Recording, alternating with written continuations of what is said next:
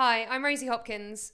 I'm a musician and I gig for a living. When I started out, I was given some top advice from a really cool geezer, and I am here to pass that on to you. If you're doing a cover gig, I would prepare 2 hours worth of material, and you want a variety that will suit different genres, different ages, different people. Try and find songs as well that you'll enjoy, because people will see right through you not enjoying your 10th cover of Oasis.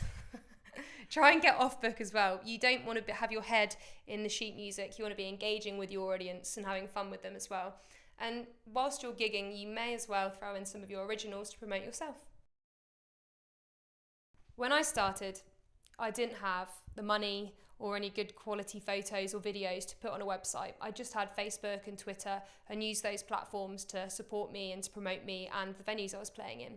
But if you do have the money and you think you've got a good eye for design and you've got some rich content, get a website. Wix, WordPress, they're super easy to use. They've got templates and they're a good way to promote yourself. But you can still stick to the Facebook and Twitter and get onto musiCircuit as well. So once you're online, what should you include? The obvious things like your name and your contact information, then maybe a little bio about yourself, who you are, how did you get to where you are, and what sort of music you're playing. Get some imagery on there as well, good quality photos and good quality videos. Try to stay away from poor quality videos that don't have anything that's going to represent you well as a musician. And when you're online, stay online. Tweet, post things on Facebook, keep your online presence alive.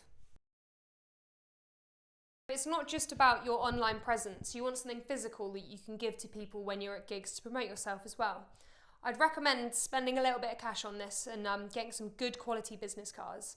I like to use moo.com, but there's plenty of others out there. What you want to include is a good quality image of yourself on the front performing live, or if you have any branding, you could use that as well. On the back, don't clutter it. Just add the important, relevant information. Contact info, links to your social media and your website. You and your music are worth money. You are a commercial asset to that bar. It's not just the time that you play, it's the effort that you've gone to learning the songs and honing in on your skill. Set out your rates. Consider maybe the time that you'll be playing, the day that you're playing. This might change how much you charge. If you're completely in the dark, you can check out the Musicians Union and they'll show you a minimum rate. Don't go below that. You won't only be harming yourself, but the other musicians that play after you. Learn your rates. If someone's going to ask you for a 2-hour set on a Friday night, you need to know straight away and don't go lower.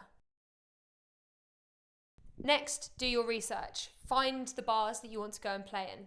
Get online, search on Google, find where does live music.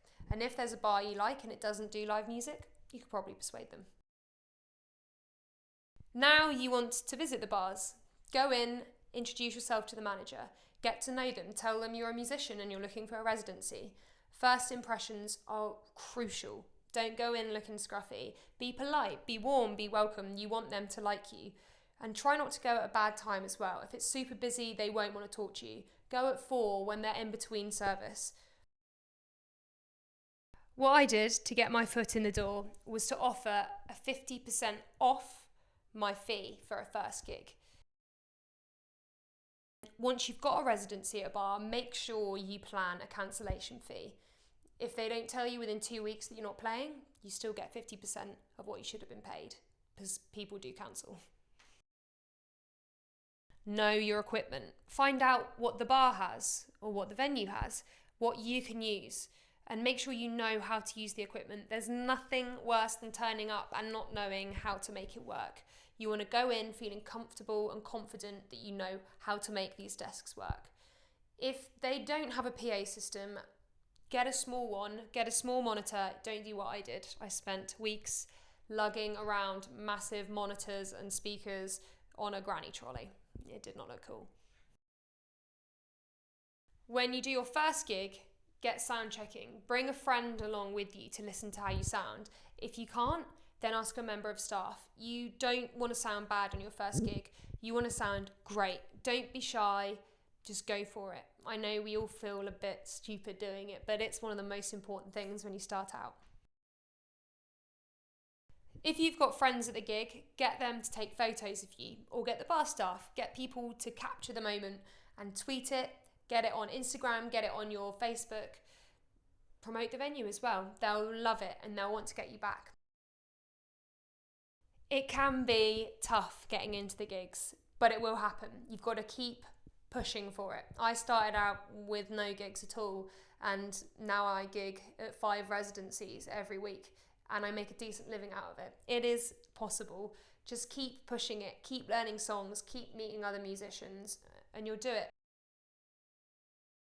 It can be a lonely world doing solo gigs. One of the best things I did was to start trios and duos. Get onto musiCircuit, meet other musicians, you'll inspire each other, you'll learn from each other, and you'll have a great time.